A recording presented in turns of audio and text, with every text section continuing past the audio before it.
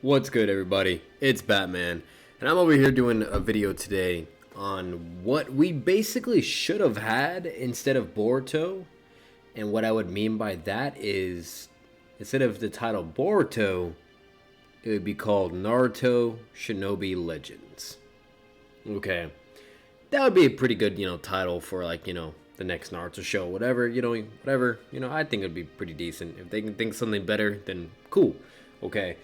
But I just want to kind of talk about one example, okay, of a character that, in my opinion, was heavily, and I mean heavily, like a wasted potential, okay? You're talking about a character, okay, that had the same threat level, the same popularity, the same fame as the Yellow Flash, aka the fourth Hokage. Okay, this guy was known as the White Fang, and basically he was the same type of deal that if you see this guy, you run on sight, or better yet, if you see a streak of white chakra, I mean, you're dead basically, or if you see it, run, and get the hell out. Okay, and that's basically what this guy was. He was a very, very powerful, capable ninja and had a big reputation, was known around the entire world, across the nations. And he was a big fucking deal, okay? He was also the one responsible for Sasori's parents being killed, and all that stuff. And then not only that, he was just a big deal, okay? And a very underrated character, a very well-spoken, not really talked about all the time, but whenever he was mentioned, he was praised very highly, okay? And Sakumo Hatake, alright, is a guy that, we don't really have too much on him of like his capabilities or feats or, what his powers really were, but what we do know that has been confirmed was that the three legendary seinin were basically didn't really compare to him. You know what I mean? That he was way more powerful than all three of them combined. You know what I mean? That they were just, they were just inferior to him. And the fact that he was kind of hyped up to that degree, or even labeled like that, I believe it was from Minato, the fourth, the Yellow Flash, was the one that was talking about him. The fact that he was, had even more of a higher reputation than them and was more dangerous than all three of them, that's a pretty big fucking deal, okay? And clearly this guy has to be Hokage level, threat. And he was no slouch. Like, for instance, look at Kakashi. His intelligence, him being a genius, a prodigy, in ninjutsu, taijutsu, genjutsu, you name it. Even be able to utilizing a couple of the gates. Like, for all we know, this guy probably knew all nature, elements, fire, wind, lightning, etc. He probably also, could utilize yin and yang, could be able to maybe even new nature manipulation, something that Minato was having a hard time doing to replicate on top of the, the Rasengan, which Naruto eventually does, and is able to create the Raisen Shuriken, so on and so forth. But, we're talking about a guy that easily could have been on that type of caliber, or just doing those type of things. His summoning probably could have been really fucking crazy. Who knows? Maybe it was, some type of badass dog summoning, more badass than Pain's dog. I don't know. Or better yet, with the whole white chakra and whatnot, maybe that, was just something very similar to, the Chidori, lightning and all that. How there's purple lightning, and then, there's the blue Chidori lightning or whatever, or Raikiri. With his white chakra, or whatever. Maybe that was just, his, that's what he was praised for, technically. Whenever he was fighting or killing or whatever, that his main, attack potency, or what he was known for was, the white fang, or, the white light, with his blade. And for all I can think of is, just like Minato, the Yellow Flash, okay?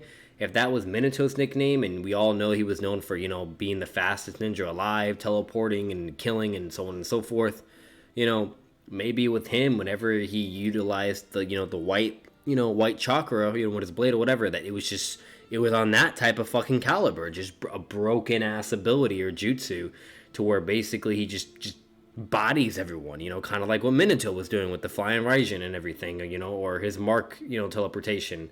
Like, we're talking about a guy that was clearly on that capability, and like I said, we don't know the details, we don't know the exact, information on what he could do, but we can at least interpret or infer or assume that it was on the same caliber or same levels as certain characters, and then if we look at his son Kakashi with everything that he could do, basically think of him being able to do it maybe on a whole even better or greater level, okay, or capacity. And another thing, if Kakashi was able to master a couple of the gates, pretty sure Sakumo probably could go maybe a little bit further and maybe utilize the gates as well, but, to an even greater extent than Kakashi, to where maybe just like Guy or Rock Lee, like, who knows? Like, clearly this guy was no joke, he was no fucking joke. And the fact that, like, this character had this reputation, had this caliber, had, all this potential, and could have easily been shown maybe in a flashback arc or this or that or whatever, they decided to hype him up and talk about him so much and how dangerous and how much of a threat or how much of a lethal protector he was in the Hidden Leaf Village, yet they never showed it, and it pisses me off because it's like they had many opportunities, many potential outcomes where they could easily either, just like they did with Kakashi or Itachi or Minato and so on and so forth, they could have easily had a little side arc, or a little secret novel, whatever, and shown like him either in fights or what he could do and why he was such a big fucking deal.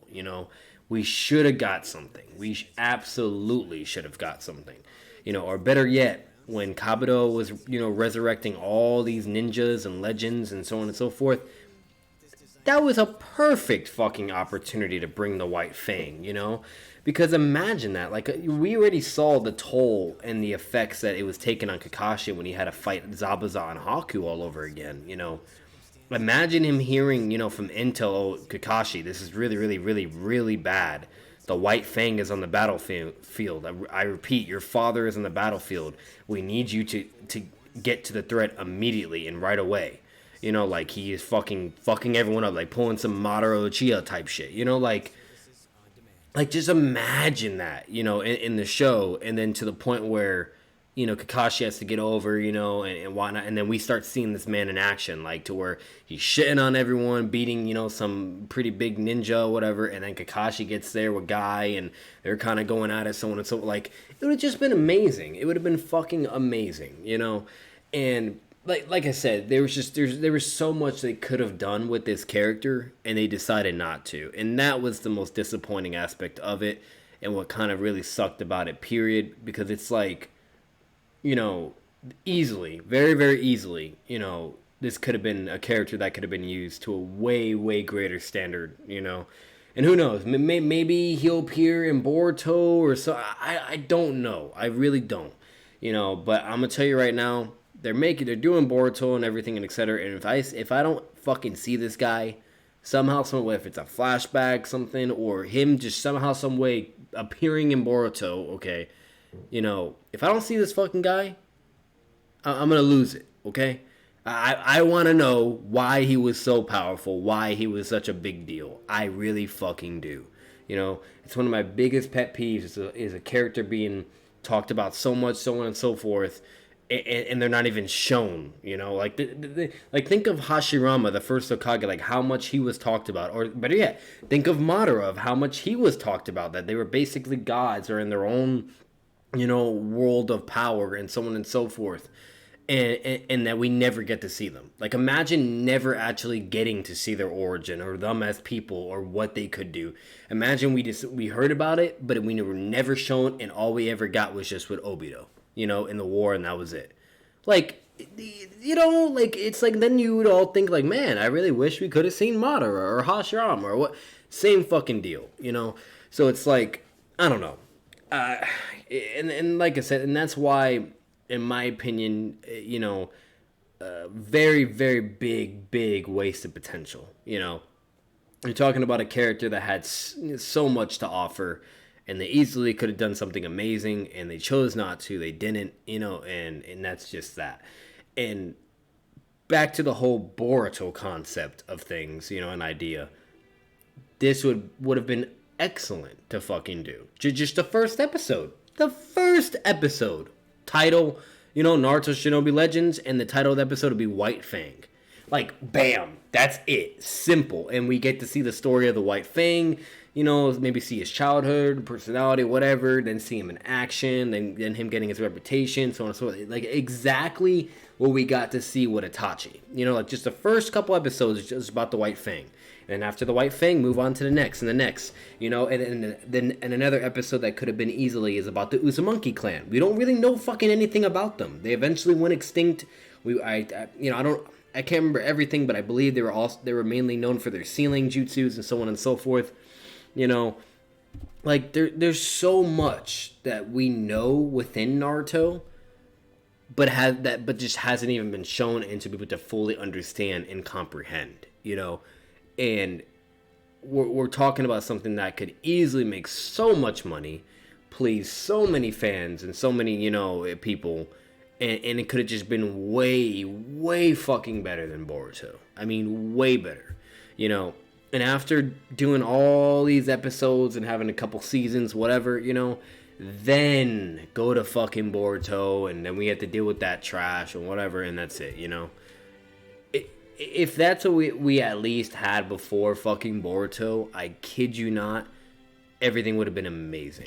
It really would have been absolutely amazing. And unfortunately, that's just the sad reality of it.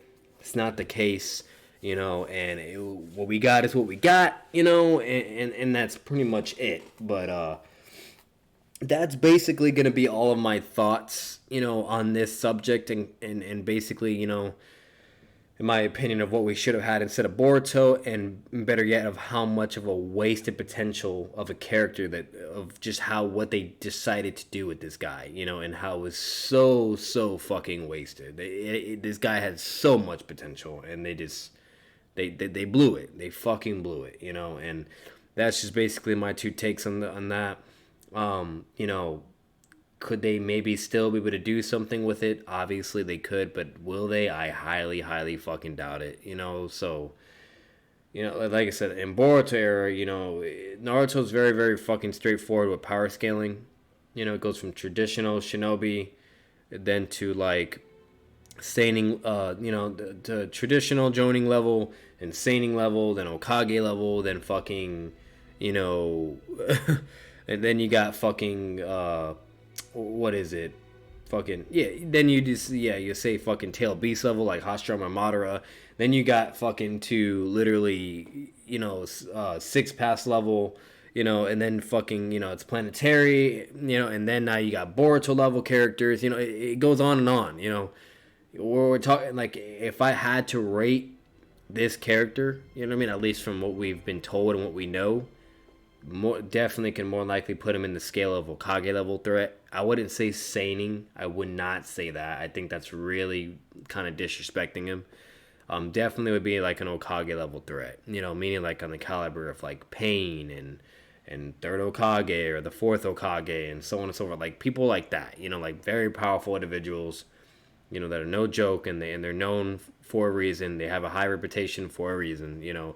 Could you be able to argue that he's maybe Madara or Hashirama level? I don't know, because like I said, we don't really have that much. Like, unless his fucking white, chakra is some crazy ass fucking, power level shit, then sure, but then again, he wasn't really hyped to those type of concepts, or extents, like, I'm pretty sure if he was as big as a big deal as Madara or Hashirama, he would have been talked about a lot more in that aspect as well. Like, Madara and Hashirama were only discussed in their own caliber, in their own certain ways and aspects.